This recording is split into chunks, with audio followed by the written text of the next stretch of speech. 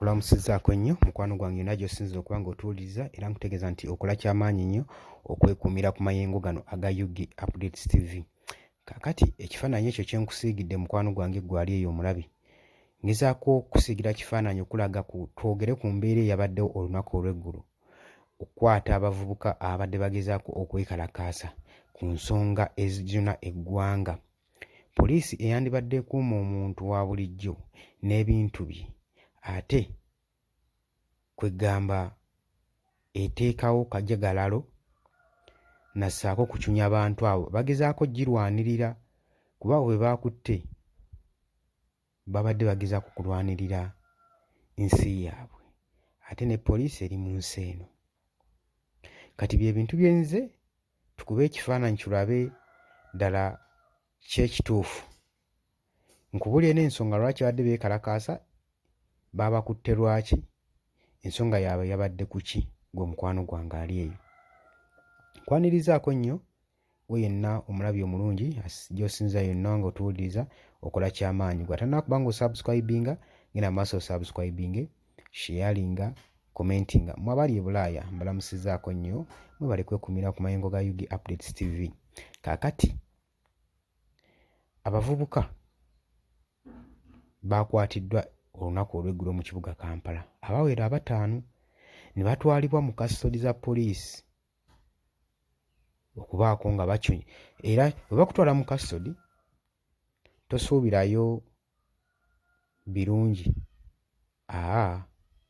kucunya kubuuza 4 n'akataano.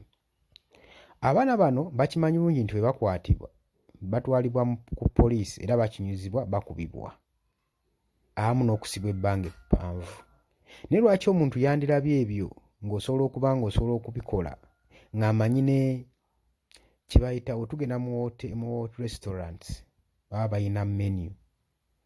Kati omuntu okutuuka okwekalakaasa ng'amanyi menu ya poliisi engeri gy'eyimiriddemu n'agamba asalewo agende oba kiba kibi ekitegeeza aba akooye, aba alina ekintu ekiba kimutudde ku mutima. Abaana bano baadde baholdinze press cards, ebipande nga bagezaako okwekalakaasa eri ekitongole kino ekya NEMA, National Environment Authority, nga beekalakaasa. Lwaki? Nsonga ki yabadde beekalakaasa? Nawe oba otunuddemu ng'ensonga yaabwe si ntuufu.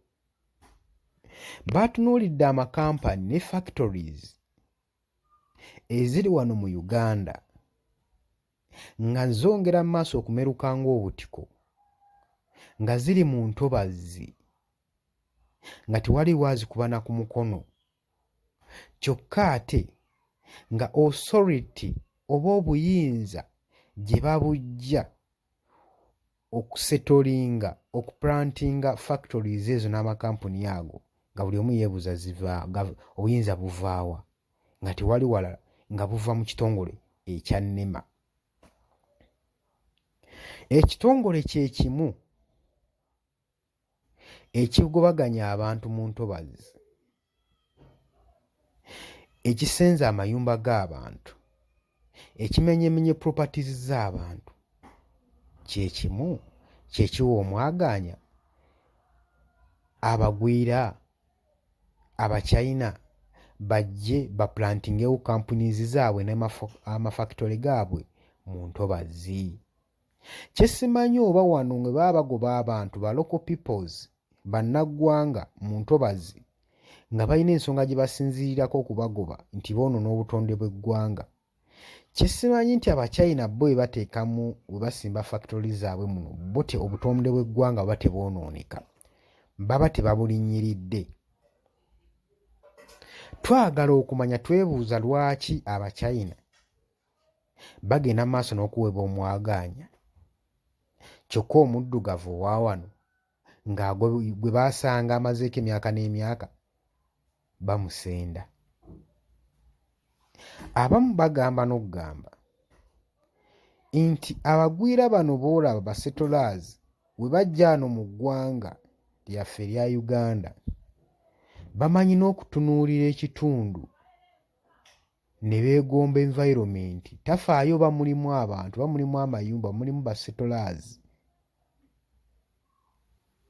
mulimu local peoples, abantu abaazimba amayumba gaabwe n'osanga ekitundu kimazeeko abantu bamazeeko emyaka ng'ana, ye wajja n'akyegomba kasita kibeera nga kisemberedde NEMA Wayne Authority basasula mbu ssente abannema ne basobola okwekwasa akasonga babagyewo basobole okuplantingawo ekyo kye baagala.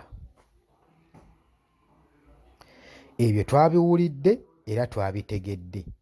Kati twagala okumanya naffe tugenda tandika okukola ebikwekweto era yonna yonna gye muli mutandike nammwe okukola ebikwekweto. Abasajja bano bonna bonna bammemba abali mu kitongole ekya NEMA. Tumanye amayumba gaabwe gali luddawa. Tumanye bizinensi zaabwe ziri ludda kubanga bano balina monopoly. Njagala okitege bano balina monopoly. Bano bennyini abagobaganya abantu. Wandisanga nga amayumba gaabwe beegabira mu bifo ebinene eyo nga biriraanye entobazi nga gye baazimba amayumba gaabwe. Bo bali eno bagobaganya abantu bamenya amayumba g'abantu agaabwe gali eyo gayimiridde. Amateeka ge gaba gakwata tegalina kusosola, gakwata buli omu. Kobe mukulu gwagatwala naye galina okukwata. Ekintu ky'ogobamu omuntu muno lwaki ate ggwe oba okiddiza buyinza obujjawo obukyeddiza gwe ate n'okikolamu by'oyagala ate nga nabyo bimenya mateeka. Bityoboola environment. Tujjukira bulungi wano environment saako ne natural resources endala, water bodies, moisture, omukka gwennyini nagwo gwe tussa gwonooneddwa na kampuni z'abagwira bano ze baleeta wano mu Uganda. Oba okitegeera ne bafundikira nga be baganyulwamu mu bye bakola, ffe ng'obutonde bwaffe bukola ki? Bwonooneka. Kyokka eno abaffe nga bagobwayo buli lukya. Twagala okumanya abakyayina bano obuyinza babuggyawa bw'oba nga NEMA mwe mukwatisa amateeka ga environment. Twagala okumanya bano abakyayina abagwira ababaze mu ggwanga baani abatwala. Bo bwe baba basetolinze environment eyo mmwe aba NEMA mba temukivunaanyizibwako, ani abawa olukisa?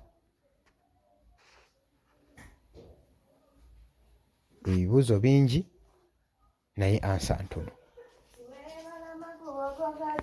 Ebibuuzo bingi ebirina okuba nga bibuuzibwa ku nsonga ezo. Njagala gwe mukwano gwange ojje mu comment section sobole okuba nga tuwaanyisiganya ebirowoozo. NEMA kabadi ki keeriko okubanga ba local peoples ebatulugunya obbagoba n'obbasenda ate Abachina aboonoonye entobazi n'okusinga ekintu ekirala kyonna kyonna teri abakuba ku mukono. Kati tuba twagala okumanya obuyinza bo babuggyawa, ani abawa obuyinza? Aba NEMA bye baba bakifuniramu wa? Jangu mu comment section sharinga, commentinga, subscribinga. Ekintu ky'oba towerabira kwe kusubscribinga kubanga eddoboozi lyo lyandigaanibwa otuuka ewala, ne singa osubscribinga tuba tweyongeddeko ku mayengo gano aga Yugi Updates TV. Mukwano gwange mategeeza nti nno mbaagala nnyo. Mpoziko waliwo abaŋŋambye abaagala obbalangira. Gwe ayagala okukulangira jangu mu comment section.